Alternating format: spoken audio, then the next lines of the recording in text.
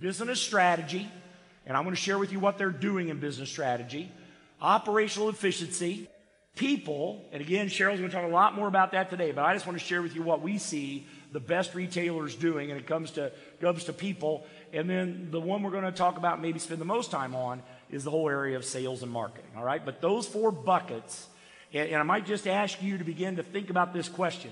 So what are our best practices in each of these areas? What are our best practices as we think about business strategy? The one thing that we do see, and this may be different for some of you in the room, we see the most successful dealers actually do, on an annual basis, do something around a strategic plan. Now, that doesn't mean they recreate it every year. Okay, you don't, in fact, done well, you shouldn't need to do that. But it does mean we revisit it every year. And we ask ourselves, what is our objectives? Where are we trying to get to? Right? Has something significantly changed in the market? And is our current approach working? I mean, that really is the question. You know, maybe personnel has changed. Maybe our customers have changed.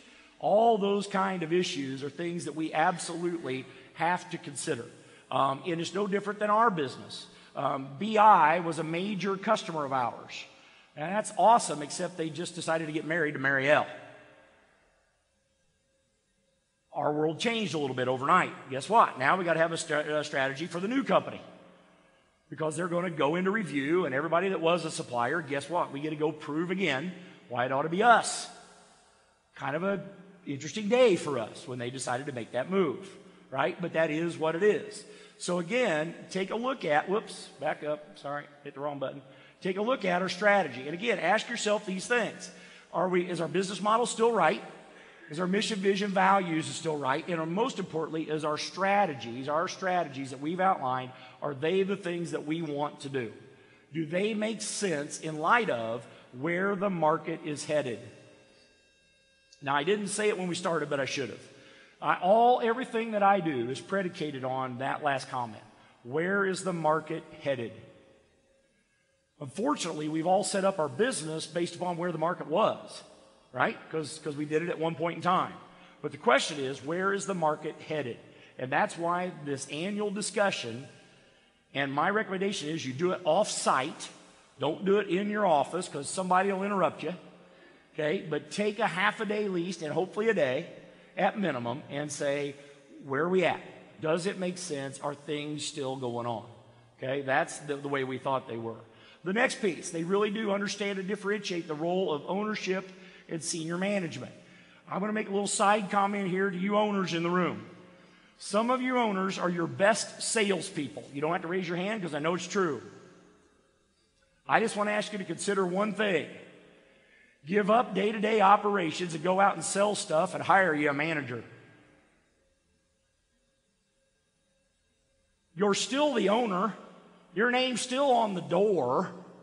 If the manager ever forgets, how long will it take you to remind him? About 20 seconds. I'm serious as I can be. This is a big deal.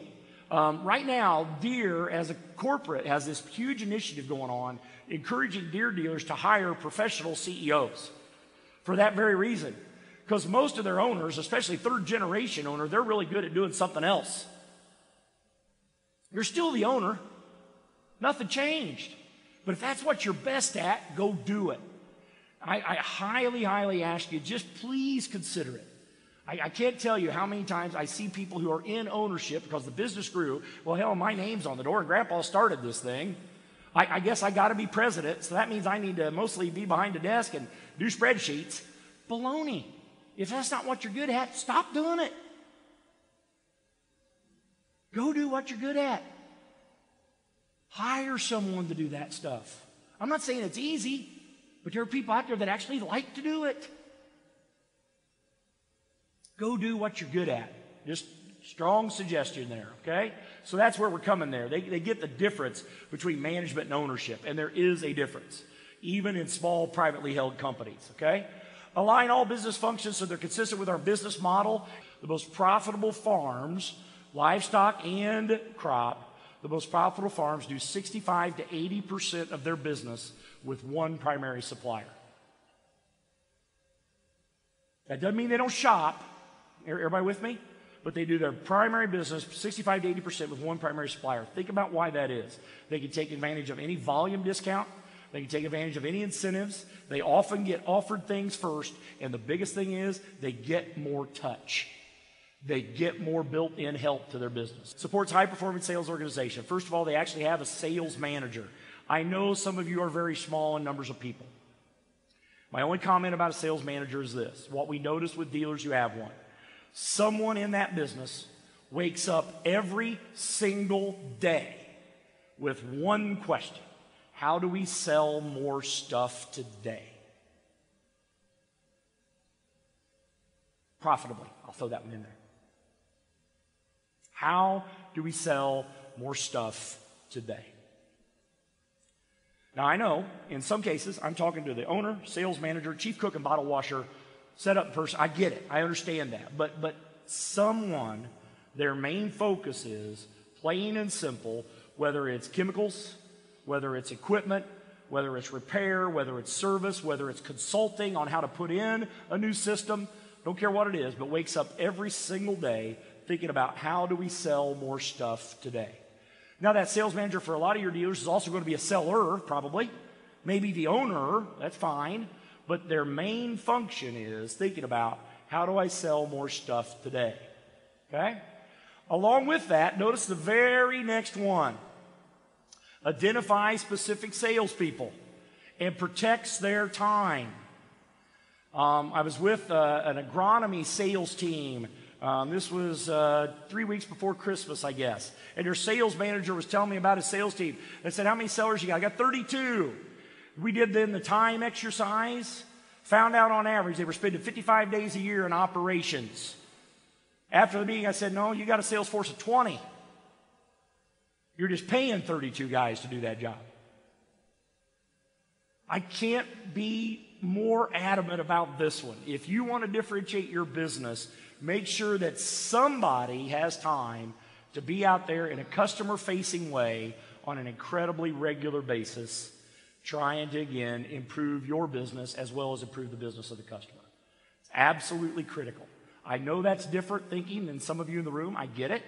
I understand that. I know some of you are saying, I don't have many people. I get it. But if you truly want to differentiate your business, you'll make sure that somebody is really, really focused, if not multiple people, hopefully, on selling in a very, very professional way. Reward salespeople on profitability, not volume. I already mentioned that. If you're using volume, I'd highly encourage you to switch away from it and go to gross margin dollars would be my recommendation. I think you'll send a lot stronger message both to your team, and they'll probably be more unlikely to want to always get down to a lower price. So just something to think about. And definitely does have some kind of customer information system, some kind of CRM tool. There are all kinds of them out there. My comment is just don't make it burdensome, but there does need to be some record of where it is we've done, what we've done with that customer in the past so that we can do more with them in the future. So that's one set of information about the sellers. Let's go on. Executes a very aggressive sales and marketing strategy.